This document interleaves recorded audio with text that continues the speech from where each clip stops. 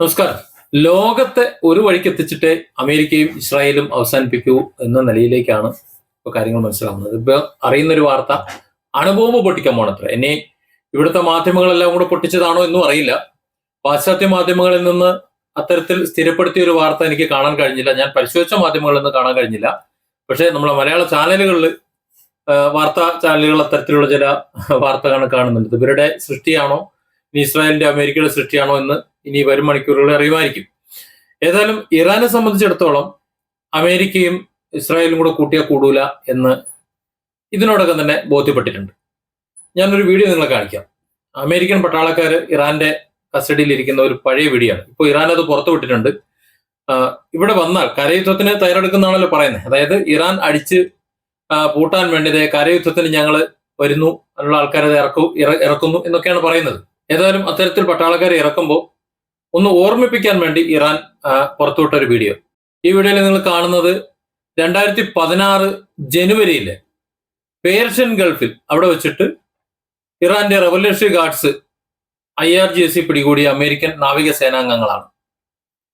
അന്ന് ഒരു രണ്ട് അമേരിക്കൻ ബോട്ടുകളിൽ അവര് കടലിലൂടെ സഞ്ചരിക്കുമ്പോൾ അബദ്ധത്തിൽ ഇറാന്റെ കടൽ പരിധിയിൽ പ്രവേശിച്ചു. നമുക്കറിയാം, രാജ്യാതിർത്തി ലംഘിച്ചാൽ അല്ലെങ്കിൽ സമുദ്രാതിർത്തി ലംഘിച്ചു കഴിഞ്ഞാൽ ഈ മത്സ്യബന്ധന ബോട്ടുകളും മറ്റു രാജ്യങ്ങൾ കസ്റ്റഡിയിൽ എടുത്തുകൊണ്ട് പോകുന്നത് നമ്മൾ കാണാറുണ്ട്.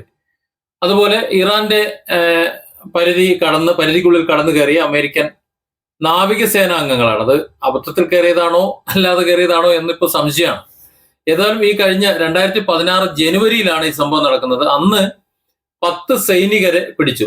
9 പുരുഷന്മാരും ഒരു സ്ത്രീയും ഇറാൻ പട്ടാളം കസ്റ്റഡിയിൽ എടുത്തിരുന്നു. അന്ന് അവരെ മുട്ടുമേൽ നിർത്തി അവരെ ചോദ്യം ചെയ്തിട്ടുണ്ടാകും. ഏതായാലും അവരുടെ നിലവിളിയാണ് നിങ്ങൾ കണ്ടുകൊണ്ടിരിക്കുന്നത്, കരച്ചിൽ.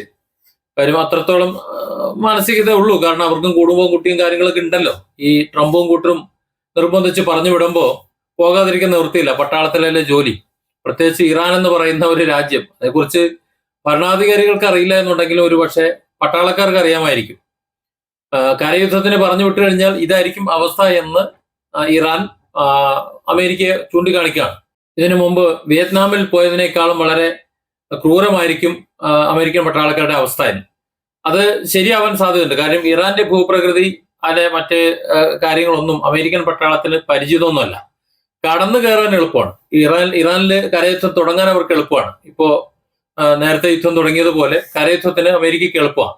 പട്ടാളക്കാരെ ഇരച്ചങ്ങോട്ട് കയറും. പക്ഷെ കയറേ അവിടെ നിന്ന് പുറത്തിറങ്ങി പോകാൻ കഴിയില്ല. പുറത്ത് പോകുന്നുണ്ടെങ്കിൽ അവരുടെ ശരീരം പോലും ചിലപ്പോൾ കിട്ടിയെന്ന് വരില്ല. അതുകൊണ്ട് ഇതൊക്കെ കണ്ടറിഞ്ഞ് വേണം. അതായത് ഇറാൻ പട്ടാളം വെറും പൊട്ടന്മാരൊന്നും അല്ല, ഇറാന്റെ ഭരണകൂടവും അത്ര പൊട്ടന്മാരൊന്നും അല്ല. ഇവിടെ ആരും ഇല്ല എന്നുണ്ടെങ്കിൽ, തലയില്ല എന്നുണ്ടെങ്കിലും വാല് അതിന്റെ പണി ചെയ്യും എന്നത് ഓർമ്മിച്ചിട്ട് വേണം ഇങ്ങോട്ട് കടന്നു വരാൻ എന്ന ഈ വീഡിയോ വീണ്ടും പ്രസിദ്ധീകരിച്ചുകൊണ്ട് ഇറാൻ അമേരിക്കയ്ക്ക് മുന്നറിയിപ്പ് കൊടുക്കണം. ഇതിനിടയിൽ ഇസ്രായേലിൽ വലിയ പ്രക്ഷോഭം നടക്കുകയാണ്. അതായത് ലബനനിൽ കരയുദ്ധത്തിന് കുറച്ച് പട്ടാളക്കാർ പോയി. ഇസ്രായേൽ പട്ടാളക്കാർ കുറെ അങ്ങോട്ട് പോയി. ഇപ്പൊ ഈ അടുത്ത കാലത്ത് അറിയാലോ വാർത്ത, 2 ദിവസം പോകുന്ന വാർത്ത, ഇസ്രായേലിൽ പട്ടാളക്കാരില്ല, യുദ്ധത്തിന് പട്ടാളക്കാരില്ല എന്നാണ്. അവര് മരണപ്പെട്ടു പോയി. അത് തന്നെയാണ് അതിന്റെ വസ്തുത. അവർ പറയുന്നില്ല എന്നേ ഉള്ളൂ. പട്ടാളക്കാരില്ല. റിസർവ് പട്ടാളക്കാര് ഇങ്ങോട്ട് വന്നു കഴിഞ്ഞാൽ ഇവരുടെ ഇസ്രായേലിന്റെ സാമ്പത്തിക അവസ്ഥ എന്ന് പറഞ്ഞാൽ തകിടം മറിയും. ചുരുക്കം പറഞ്ഞാൽ പണമില്ലാത്തൊരവസ്ഥ ഇസ്രായേലിൽ വരുന്നുണ്ട്, പട്ടാളക്കാരില്ലാത്തൊരവസ്ഥയും ഉണ്ട്. ഇത് രണ്ടും കൂടി കൊണ്ട് പൊറുതിമുട്ടാണ്. ഇതിന്റെ ഇടയിൽ ലെബനനിൽ ഹിസ്ബുള്ളയെ നേരിട്ട് നേരിടാൻ വേണ്ടിയിട്ട് ഇസ്രായേലിൽ നിന്ന് കുറെ പട്ടാളക്കാര് കരയുദ്ധത്തിന് പോയി.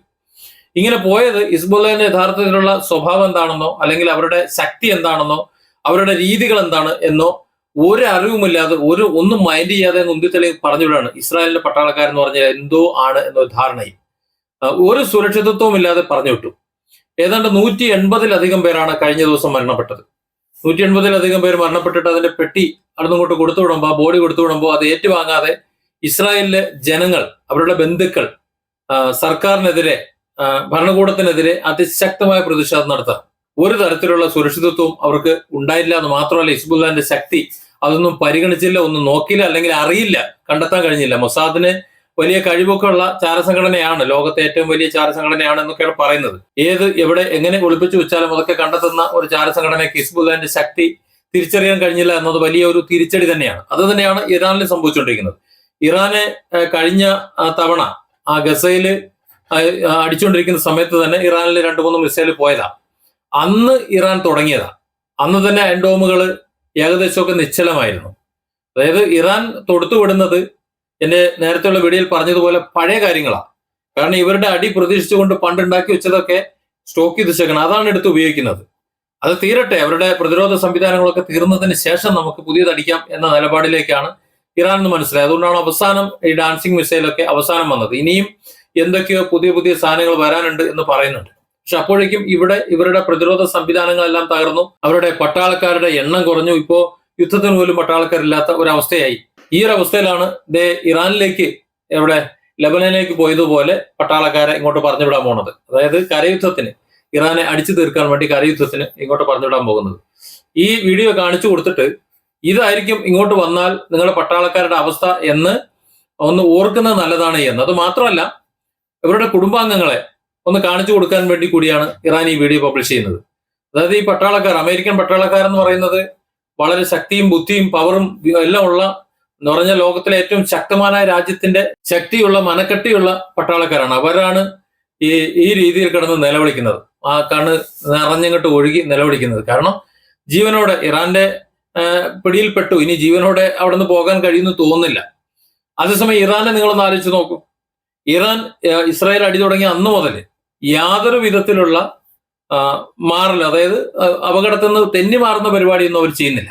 വീണ് ചാവുന്നുണ്ടെങ്കിൽ ചാകട്ടെ, അതാണ് അവരുടെ നിലപാട്. പക്ഷെ നമ്മൾ അടി ഇങ്ങനെ കൊടുത്തോണ്ടിരിക്കും.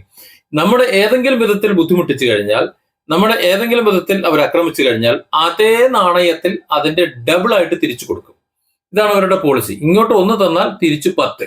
അപ്പൊ ആ നിലയിൽ കൊടുത്തുകൊണ്ടിരിക്കുമ്പോൾ ഇവിടെ 10 പേര് മരിച്ചു കഴിഞ്ഞാൽ അവിടെ 100 പേര് മരിക്കും. ഇപ്പൊ കഴിഞ്ഞ 2 ദിവസം മുമ്പ് ഇസ്രായേൽ പട്ടാളത്തില് എണ്ണം കുറവാണ്, യുദ്ധത്തിന് പട്ടാളക്കാരില്ല എന്ന് പറയുമ്പോൾ എങ്ങനെയാണ് ഈ പട്ടാളക്കാരുടെ എണ്ണം കുറഞ്ഞത്? അതിനെക്കുറിച്ച് ഒരു മാധ്യമങ്ങളും ചർച്ച ചെയ്യുന്നില്ല, അന്താരാഷ്ട്ര മാധ്യമങ്ങളൊന്നും ചർച്ച ചെയ്യുന്നില്ല. എന്റെ പട്ടാളക്കാരെ കഴിഞ്ഞ കുറെ കാലമായിട്ട് റിക്രൂട്ട് ചെയ്യുന്നില്ലായിരുന്നു. അല്ല, എന്നാലും റിസർവ് പട്ടാളക്കാരുണ്ടായിരുന്നു. നിലവിലുള്ള പട്ടാളക്കാരും റിസർവ് പട്ടാളക്കാരും ഉണ്ടല്ലോ, അവരൊക്കെ എന്ത് ചെയ്യും? അവരൊക്കെ ഇങ്ങോട്ട് പോയി. അതായത് ലെബനനിൽ പോയി കുറെ ആൾക്കാർ തീർന്നു, അതുപോലെ ഓരോ സ്ഥലത്ത് കുറെ തീർന്നു. പിന്നെ ഇറാൻ അവിടെ നിന്ന് ഇങ്ങനെ ഇട്ടുകൊണ്ടിരിക്കുന്നുണ്ട്, അത് കുറെ അങ്ങനെ തീരുന്നുണ്ട്. അക്കൂട്ടത്തിൽ അമേരിക്കൻ പട്ടാളക്കാരും മരണപ്പെടുന്നുണ്ട്. അതൊന്നും കണക്കൊന്നും പുറത്തു വരുന്നില്ല. കാരണം മിഡിൽ ഈസ്റ്റിലുള്ള സകല സൈനിക താവളങ്ങളിൽ വീണു, എല്ലാത്തിന്റെ പ്രവർത്തനം നിന്നു. ഇനി വർഷങ്ങൾ പണിയെടുത്താൽ മാത്രമേ ആ സൈനിക താവളങ്ങൾ പ്രവർത്തന സജ്ജമാകൂ. അതുകൊണ്ട് അവിടെയുള്ളവരെ നാട്ടിലേക്ക് പറഞ്ഞു വിട്ടിട്ടുണ്ട്. കുറച്ചെണ്ണത്തിന് ഹോട്ടലിലേക്ക് മാറ്റി താമസിച്ചിട്ടുണ്ട്. പ്രത്യേകിച്ച് പണിയൊന്നുമില്ല. ഇസ്രായേലിലാകട്ടെ അത്തരത്തിൽ പണിയെടുക്കുന്ന പട്ടാളക്കാരുമില്ല. ഇനി അമേരിക്കയിൽ ബാക്കിയുള്ള പട്ടാളക്കാർ ഇറാന്റെ മണ്ണിലേക്ക് കരയുദ്ധത്തിന് കൊടുത്തുവിടാൻ നിൽക്കുകയാണ്. അങ്ങനെ നിങ്ങൾ കരയുദ്ധത്തിന് ഇങ്ങോട്ട് പറഞ്ഞു വിട്ടു കഴിഞ്ഞാൽ പെട്ടിയിലാക്കി ആണിയടിച്ച് പറഞ്ഞുവിടും എന്ന് ഇറാൻ മുന്നറിയിപ്പ് തരാണ്. ഇതുവരെയുള്ള യുദ്ധ ചരിത്രം പരിശോധിച്ചു കഴിഞ്ഞാൽ ഇറാൻ പറയുന്നത് പ്രവർത്തിച്ചിട്ടുണ്ട്. ട്രംപ് അങ്ങനെയല്ല. ട്രംപ് ഓരോ മണിക്കൂറിലും ഓരോന്നിങ്ങനെ തള്ളിക്കൊണ്ടിരിക്കും. വെടിനിർത്തൽ 5 ദിവസത്തേക്ക് നടപ്പിലാക്കി എന്ന് പറഞ്ഞിട്ട് അത് ഈ വരുന്ന 6-ാം തീയതി വരെ നീട്ടിയിട്ടുണ്ട് എന്നൊക്കെ പറയുന്നുണ്ട്. പക്ഷെ മറുഭാഗത്ത് ഇസ്രായേൽ നല്ല രീതിക്ക് കൊടുത്തുകൊണ്ടിരിക്കുന്നുണ്ട് ഇറാന്റെ. ഇനിയും ഇത്തരത്തിൽ ആണവ നിലയങ്ങൾക്കെതിരെ അല്ലെങ്കിൽ പവർ പ്ലാന്റുകൾക്കെതിരെ ആക്രമിച്ചു കഴിഞ്ഞാൽ തിരിച്ചടി രൂക്ഷമായിരിക്കുമെന്ന് ഇറാൻ പറയുന്നുണ്ട്. പക്ഷെ ഇസ്രായേൽ അതൊന്നും ചെവിക്കൊള്ളുന്നില്ല. ഇസ്രായേൽ അവരുടെ പരമാവധി ഉള്ള സൈനികരെ വെച്ചിങ്ങനെ അടിച്ചുകൊണ്ടിരിക്കുന്നു. പക്ഷെ അത് ഇസ്രായേലിന് വലിയ അപകടത്തിലേക്കാണുള്ള പോക്ക് എന്നുള്ളത് ലോകത്തിന് അറിയാവുന്നത് കൊണ്ടാണ് ലോകം ഇതിനകത്ത് ഇടപെടാത്തത്. ഇപ്പോൾ അമേരിക്ക ബ്രിട്ടനോട് പറഞ്ഞു, ഫ്രാൻസിനോട് പറഞ്ഞു. നമുക്കറിയാം, ഇതിനു മുമ്പ് ഏതെങ്കിലും ഒരു യുദ്ധം തുടങ്ങിക്കഴിഞ്ഞാൽ അമേരിക്ക അതിനകത്ത് ഒരു കക്ഷിയാണെന്നുണ്ടെങ്കിൽ അമേരിക്കയ്ക്ക് ഇപ്പം ബ്രിട്ടനും ഫ്രാൻസും ഉണ്ടായിരുന്നു. എന്നാൽ ഇത്തവണ മാറി. ഇത്തവണ അതില്ല. കാരണം ഇപ്പോ അമേരിക്ക എന്ന് പറഞ്ഞാൽ ഒന്നുമല്ല എന്ന് അവർക്ക് മനസ്സിലായി. ഇനി അമേരിക്കയുടെ കൂടെ നിൽക്കണമെങ്കിൽ മറുഭാഗത്ത് ഇറാന്റെ ഒരു കുഴപ്പമെന്ന് വെച്ച് കഴിഞ്ഞാൽ ഇറാൻ പറയുന്നത് പ്രവർത്തിക്കും, പ്രവർത്തിച്ചിരിക്കും. അതാണ്. അതുകൊണ്ട് തങ്ങൾക്കും അടി കിട്ടി, വെറുതെ എന്തിനാണ് ആവശ്യമില്ലാതെ വല്ലവർക്കും വേണ്ടി അടികൊള്ളുന്നത് എന്ന് ബുദ്ധിപൂർവ്വം അവർ തീരുമാനിക്കുന്നു. അതുപോലെ നാറ്റോയും അങ്ങനെ തീരുമാനിക്കുന്നു. ഇവിടെ സത്യത്തിൽ അമേരിക്ക ചെന്ന് പെട്ടതാണ്. അമേരിക്കൻ പട്ടാളത്തിന് വലിയ നാശം സംഭവിക്കുന്നു. അതുപോലെ അവരുടെ യുദ്ധ ഉപകരണങ്ങൾക്ക്, കപ്പലുകൾക്കൊക്കെ വലിയ നാശം സംഭവിക്കുന്നു. അവരുടെ അത്യന്താധുനിക യുദ്ധവിമാനങ്ങളൊക്കെ തകർന്നു വീഴുന്നു. അങ്ങനെ വലിയ ഒരു നഷ്ടം, സാമ്പത്തിക നഷ്ടം അമേരിക്കയ്ക്ക് ഉണ്ടായി. എന്തിനു വേണ്ടി? ഇസ്രായേലിന്റെ വാക്കും കേട്ടിട്ട് മച്ചുനീനെ സഹായിക്കാൻ പോയിട്ട്. ഇനി അതിന്റെ കൂടെയാണ് ഇങ്ങോട്ട് കരയുദ്ധത്തിന് ആളെ വിടാൻ പോകുന്നത്. കരയുദ്ധത്തിന് ആളെ വിട്ടു കഴിഞ്ഞാൽ പണി വാങ്ങി കെട്ടിക്കോ മച്ചാനും കൂടെ കുത്തിയിരുന്ന് നിലവിളിക്കേണ്ടി വരും എന്നാണ് ഇറാൻ ഈ വീഡിയോ കാണിച്ചിട്ട് പറയുന്നത്. ഇറാനെ അടിക്കാൻ വേണ്ടി ഇങ്ങോട്ട് നിങ്ങളുടെ മക്കളോ നിങ്ങളെ കെട്ടിയന്മാരോ ഇങ്ങോട്ട് പറഞ്ഞു വിടുന്ന സമയത്ത് അന്ത്യചുംബനം കൂടി കൊടുത്തിട്ട് ഇങ്ങോട്ട് പറഞ്ഞു വിട്ടോളൂ എന്നാണ് ഇറാൻ ഈ വീഡിയോ കാണിച്ചിട്ട് അമേരിക്കൻ സമൂഹത്തോട് വിളിച്ചു പറയുന്നത്. Different angles, Don't forget to subscribe and support this channel.